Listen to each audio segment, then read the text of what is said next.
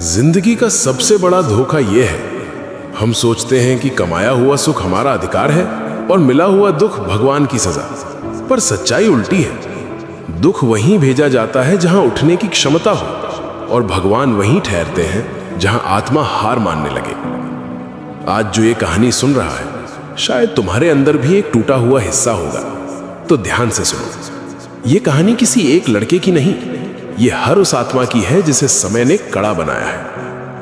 एक लड़का, मेहनती, सरल, श्रद्धावान, पर किस्मत ने उसे सिर्फ इंतजार दिया और लोग ठहाके। कोई उसका श्रम नहीं देखता, सिर्फ पूछता, भगवान ने तेरे साथ ऐसा क्यों किया? और एक रात उसने आसमान से फुसफुसाया, महादेव, क्या मेरी भक्ति अधूरी थी?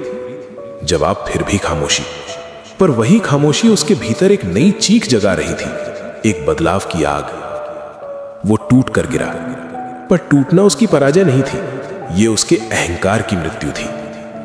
रोते रोते उसने पुकारा, अगर भटक रहा हूं रोक लो, अगर गिर रहा हूं पकड़ लो, अगर हार रहा हूं जगा दो।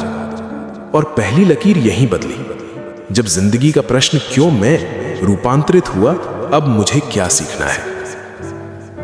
ध्यान की उस रात उसे शब्द नहीं मिले, पर एहसास मिला, साधक, मैं तेरी राह बदलने नहीं आया, तू जिस रास्ते पर है उसी को पवित्र बनाने आया हूं।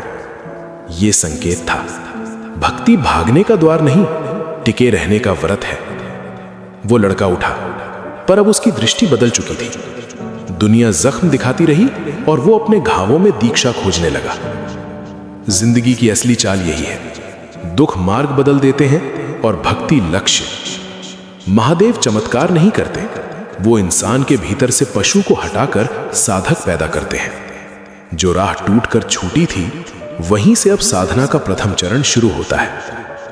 याद रखना, जिस इंसान को वक्त ने गिराया है, उसे भगवान थाम कर उठाते हैं, ताकि वो गिरने वालों को उठाना सीख जाए। भक्ति तुम्हें भागने नहीं देगी, भक्ति तुम्हें दिशा देगी।